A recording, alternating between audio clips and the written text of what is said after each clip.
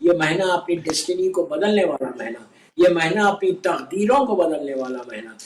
سال بھر یعنی 11 مہینے سے جو رکاوٹیں آپ جو آبسٹیکلز آپ کی لائف میں ہیں اس کو دور کرنے کے لیے، یہ صرف شیعہ حیدر کرار نہیں بلکہ ہر مسلمان سمجھتا ہے کہ رمضان کی امپورٹنس کیا ہے، رمضان کی اہمیت کیا ہے، انتظار ہوتا ہے، مسلسل لوگ دعائیں مانگتے ہیں، عبادتوں میں کثرت کرتے ہیں۔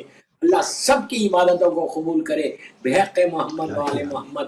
دوستو جتنا مانگ سکتے ماہ رمضان میں مانگو، اور یقین کے ساتھ مانگو، ٹرسٹ کے ساتھ مانگو، اپنے فیتھ کو سٹرونگ کرنے کا مہینہ، اس لیے کہ یہ مہینے میں تقوی کو حاصل کرنے کے لیے بار بار کہا ہے کہ اللہ کہتا ہے کہ میں نے روزوں کو واجب اس لیے کیا کہ تم صاحب تقوی ہو جاؤ۔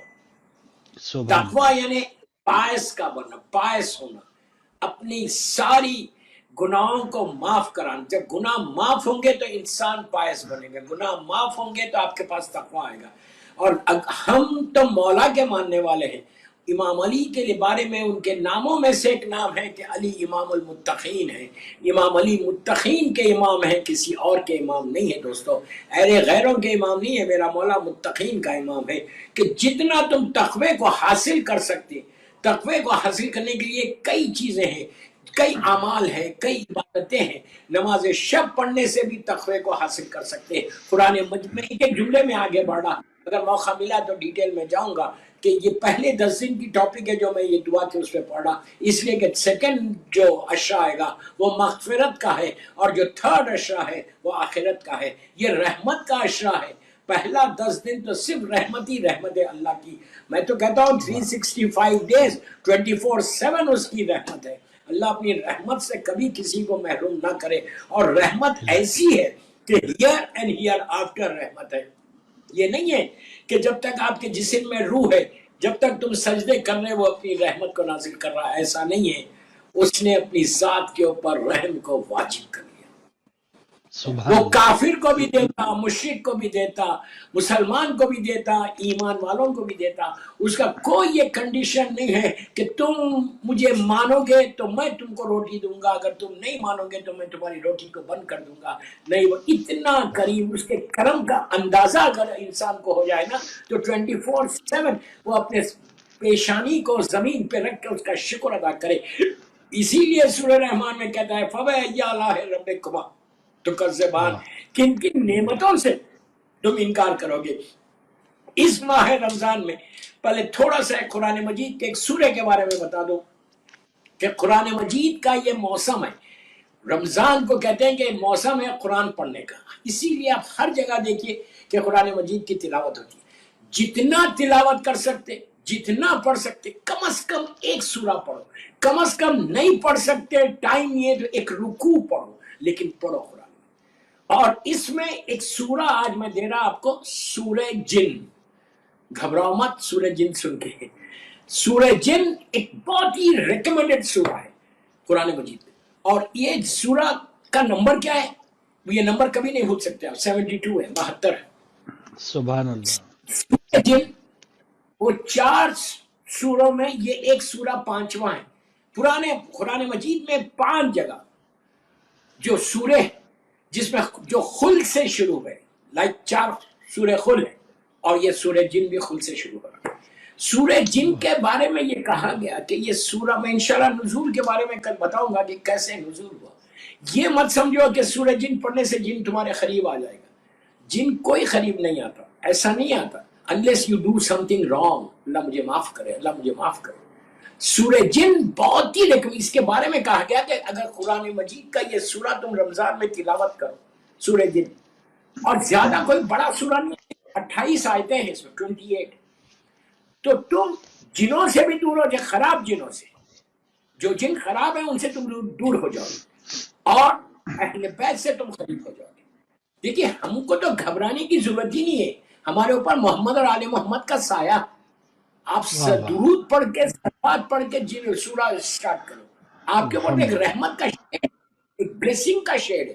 تو سورہ جن کا فائدہ یہ کہ اگر انسان سورہ جن پڑھے تو اہل بیت سے قریب ہوتا۔ اب میں اس سے زیادہ کیا، ویسے قرآن کا کوئی سورہ پڑھو اب اہل بیت سے قریب ہوتی، اس لیے کہ ان کی سیرت ہے۔ لیکن سورہ جن کے بارے میں کہا گیا کہ یہ روایت ابن عباس سے ہے، جو میں پڑھ رہا آپ کو، یہ ابن عباس سے روایت ہے کہ جن سے مولانا نے سورہ الحم کی تفصیل بھی بتائی تھی تمہارا. تو سورہ جن پڑھنے سے جنوں سے تم دور ہو جاؤ گے. اچھا ایک بات اور روک کے بولو کہ جن اللہ کی یہ مخلوق، یہ کریشن ہے اللہ، جیسے انسان ہے ویسے جن. اللہ نے کہا کہ میں انسانوں کو اور جنوں کو خلق کیا ہوں صرف اپنی عبادت کے لیے. اس میں شیطانی نسل بھی ہے. شیطان کے بارے میں اللہ قرآن میں کہتا ہے کانا من الجن، وہ تو جنوں میں سے تھا. تو اس سے مطلب نہیں، آپ گھبرانا نہیں. میں صرف آپ کی چاہ کہ ایک دفعہ تو ہر آدمی پڑھے، جو بھی سن رہا مجھے بچے ایک سورہ، یہ سورہ ایٹ لیسٹ رمضان میں ایک دفعہ پڑھو. کیوں پڑھو ایک دفعہ؟ پورا قرآن پڑھ رہے آپ، اس میں آ جائے گا، کوئی مشکل نہیں.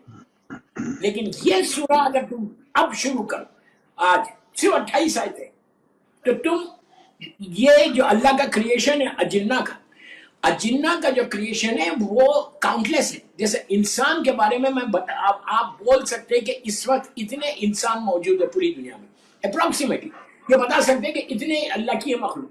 اجنہ ایک ایسی مخلوق ہے، جن ایک ایسی مخلوق ہے کہ جو انتہا زیادہ طاقتور ہے، پاورفل ہے. اس لیے کہ آگ کے بنے ہوئے. شیطان نے خود کہا تھا جناب آدم کے وقت کہ میں آگ کا بنا ہوا اور یہ مٹی کے بنے، ویری پاورفل. لیکن وہ انسانوں سے کم ہے. ہم اشرف المخلوقات ہیں. جن کو نہیں کہا اشرف المخلوقات، آپ اشرف المخلوقات ہیں. آپ کا پاور زیادہ ہے، آپ کی طاقت زیادہ ہے. لیکن افسوس یہ کہ ہم یہ طاقت کو لے لیتے. اہل بیت کی محبت تمہارے دلوں میں آئی ہے تو تم پوری طاقت کو استعمال کر سکتے. تو بہرحال سورہ جن پڑھنے کا فائدہ، میں صرف فائدہ بتا رہا ہوں، میں اور اس کی ڈیٹیل میں نہیں جا رہا، کہ اہل بیت سے اگر کوئی قریب ہو جائے. اگر میں آپ کو بولوں کہ کیا مولا حسین سے قریب ہونا چاہتے ہیں؟ ہر انسان چاہے گا کہ مولا حسین سے، مثال دے رہا، مولا حسین سے قریب ہو جائے، مولا علی علیہ السلام. تو یہ سورہ پڑھنے سے قریب ہوتے ہیں. ایک دفعہ پڑھ کے دیکھو. رزق کے لیے معصوم کہتے ہیں کہ بہترین سورہ ہے رزق کو حاصل کرنے کی، بہترین سورہ. اللہ کی عبادتوں میں اضافہ ہوتا ہے یہ سورہ پڑھنے سے. تیسری فضیلت بتا، پریشانیوں سے اور سٹریس سے انسان دور ہوتا. ہر انسان چاہتا ہے کہ پریشانیوں سے دور ہو جائے. تو میں وہی کہہ رہا، رمضان میں ایک دفعہ پڑھو، ایک دفعہ صرف یہ سورہ پڑھو. میں روز انشاءاللہ کوئی نہ کوئی سورہ کے بارے میں بتاؤں گا. تو یہ سورہ ریکمینڈڈ اس لیے ہے کہ ہمارے لیے اہل بیت نبوہ سے قریب ہو رہے. اگر میں قریب ہو جاؤں معصومین سے تو پھر مجھے فکر کیا ہے. یہ جو سورہ ہے میں اسی لیے کلیئر کر کے پڑھ رہا کہ اب گھبراؤ مت. یہ سورہ جن پڑھنے سے کوئی جن آ جائے، کوئی جن آتا نہیں، کوئی نہیں آتا. کیوں نہیں آتا؟ اس لیے نہیں آتا کہ وہ آپ کے پاس آ ہی نہیں سکتے unless you do something. ایسا تم کوئی کام کر رہے. یہ ہماری نیت کیا ہے؟ ہماری نیت یہ ہے کہ میں محمد اور آل محمد سے قریب ہو جاؤں. میری نیت یہ ہے کہ میرے گناہ معاف ہو جائے. میری نیت یہ ہے کہ اللہ راضی ہو جائے. اللہ نے اگر یہ سورہ قرآن میں رکھا ہے تو نقصان کے لیے نہیں رکھا. یاد رکھو قرآن کی کوئی آیت نقصان نہیں پہنچا سکتی. یہ ذہنوں سے نکال دو کہ یہ پڑھنے سے نقصان ہوگا. یہ سورہ، یہ سب بکواس ہے، آپ کے پاس نہیں ہے. اہل بیت تھا اس لیے کہ اہل بیت قرآن ہے، قرآن اہل بیت ہے. تو آپ یہ سوچ رہے ہو کہ قرآن کا کوئی سورہ نقصان نہیں پہنچا سکتا، ہمیشہ فائدہ پہنچائے گا.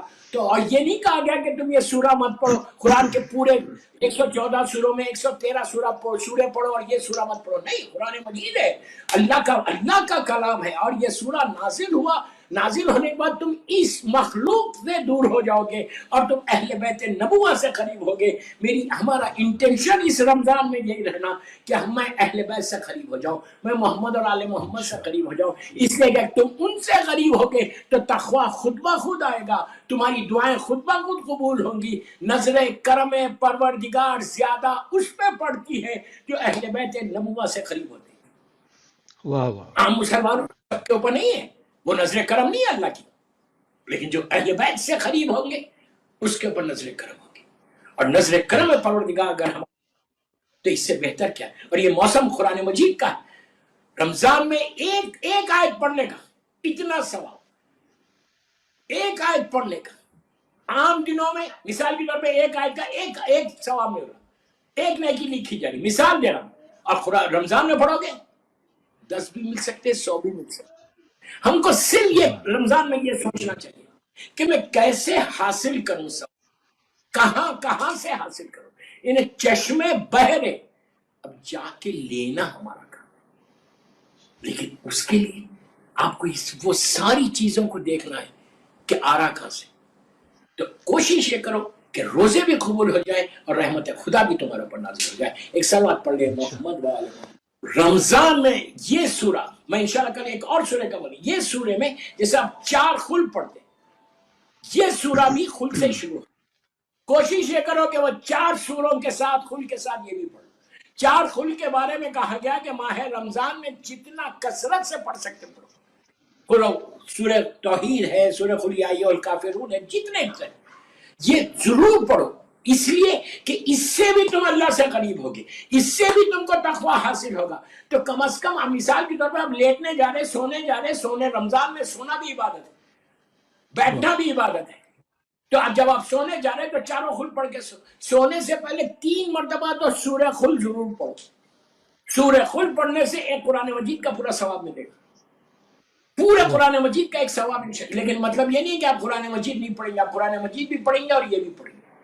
ان سارے چیز، سارے 4 سورہ خل اور سورہ جن، میں ریکمینڈ کر رہا ہوں آپ سے ایک دفعہ پڑھ کے دیکھو کہ سورہ جن کا ثواب دیکھنا کہ اسی دن بعض علماء ہمارے یہ کہتے ہیں کہ تم پڑھو اور حاصل کرو اسی وقت، اس لیے کہ اللہ کن فیکون ہے. اللہ اپنی رحمت کو نازل کرتے ہوئے دیری نہیں کرتا، عذاب کو نازل کرتے ہوئے دیری کرتا. وہ جو چاہتا ہی ہے کہ میرے بندوں پہ میں رحمت کو نازل کروں.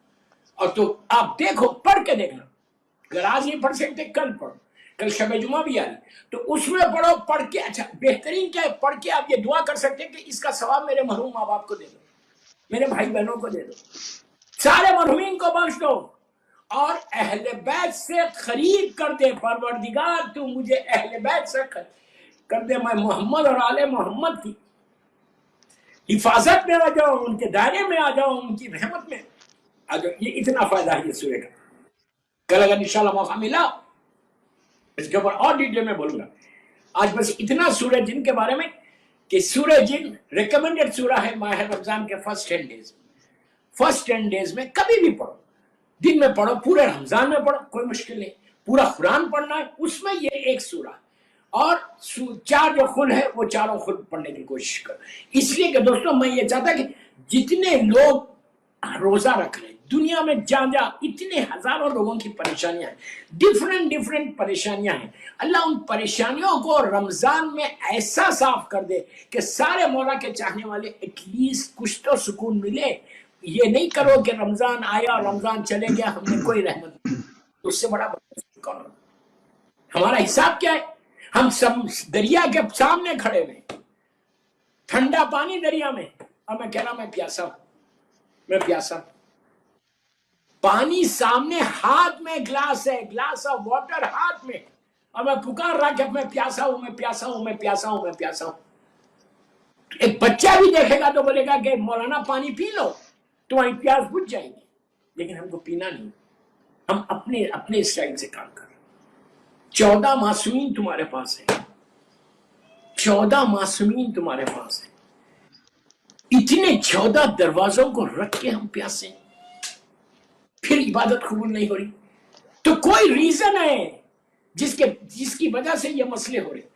تو دوسری مجلس میں، ماہ رمضان کی دوسری مجلس میں ایک ریکویسٹ اور کرنا، قرآن مجید آپ پورا قرآن پڑھ لیں، لیکن قرآن مجید پڑھنے کے بعد آپ نے کوئی اور ایسا کام کر دیا کہ جس کی وجہ سے کوئی فائدہ ہی نہیں ملا، یہ مت کرو. بلکہ میں ڈیٹیل میں سٹارٹنگ میں نہیں جانا چاہتا، یہ کوشش کرو کہ ہر عمل، کوئی نیکی کرنے سے پہلے صدقہ ضرور دے. صدقہ تمہاری عبادتوں کو قبول کراتا، صدقہ آنے والی بلاؤں کو قبول کراتا. رمضان میں کثرت سے کہا گیا، کوئی ایک یاد تک کہا گیا، اللہ کے رسول سرکار کی حدیث ہے کہ ایک کھجور کو، مثال کے طور پہ آپ اتنے غریب ہیں کہ آپ ایک کھجور پورا نہیں دے سکتے تو آدھا کھجور دے، آدھا تم کھا رہے نا، آدھا اس کو دے.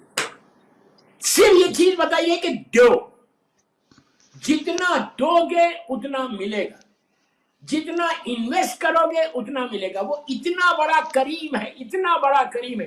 کوئی مثال کے طور پہ 100 کلو کھجور دے گا وہ افورڈ کر سکتا، اس نے 100 kgs، مثال ذرا غور سے سنو، 100 kgs وہ افورڈ کر سکتا، وہ 100 kgs چیریٹی کر رہا. تمہارے پاس ایک ہی کھجور ہے اور تم اس میں سے چاہ رہے کہ تم رمضان میں چیریٹی کرو، تمہارے پاس کچھ نہیں ہے، مثال ہے، آدھا کھجور دے دو، اتنا اجر دے گا جس نے 100 kgs دیا. اس لیے کہ جو وہ افورڈ کر سکتا تھا وہ اس نے کیا، جو تم افورڈ کر سکتے تھے وہ. رمضان اور رمضان میں تمہاری دعائیں ایسا جاتی ہے شہزادی. عام طور پہ گناہوں کی وجہ سے، میرے گناہوں کی وجہ سے اوپر سائے آ گئے، جس سے مولا دعائے کمیل میں بول رہے کہ اللہ ان گناہوں کو معاف کر دے جو تیری رحمت کے بیچ میں آ گئے. یہ میں نہیں بول رہا، میرا مولا دعائے کمیل میں بول تو رحمت کے بیچ میں کوئی گناہ آ گیا تو اوپر رحمت آ گئی نہیں نیچے. تو یہ رمضان تمہاری ان گناہوں کو معاف کرتی ہے، گناہوں کا معاف کرنے کا مہینہ ہے. اور تمہاری آواز، تمہاری دعا سیدھا عرش الہی پہ جائے گی. عرش الہی پہ چلی جائے تو جب پلٹ جائے گی تو رحمت خدا لے کر آئے گی. تو کوشش یہ کرو کہ میں کوئی کام ایسا کر لوں. اچھا کچھ نہیں کر سکتے، افطار کے وقت یہ دعا کرو، بسم اللہ الرحمن الرحیم، اما یجیب المضطر اذا دعا ویکشف السوء. پروردگار یہ میرا دوسرا افطار ہے، میں تجھ سے معروضہ کروں، تجھ سے ریکویسٹ کر رہا ہوں کہ گیو می چانس، تو مجھے موقع دے کہ میں تیرے دین کی، تیرے بندوں کی ایسے خدمت کروں جیسے تو چاہتا. اگر موقع مل جائے تو اس سے بہتر کیا ہے. یہ دعا تو آپ پیسے کے لیے نہیں مانگ رہے، 1000 چیزوں کے لیے مانگ رہے، لیکن یہ بھی تو دعا مانگو. آج تو میں نے صرف ہیڈ لائنز دی کہ 10 دن رحمت کا دن، رحمت کا عشرہ، رحمت کے عشرے کو ضائع ہونے مت دو، پلیز بولو. یہ عشرے کو ضائع ہونے مت دو، بلکہ یہ عشرہ تمہارے لیے ایسی رحمت کو لے کے.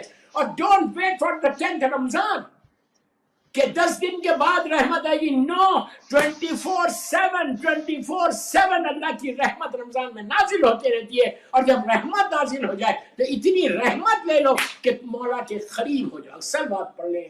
واہ واہ واہ.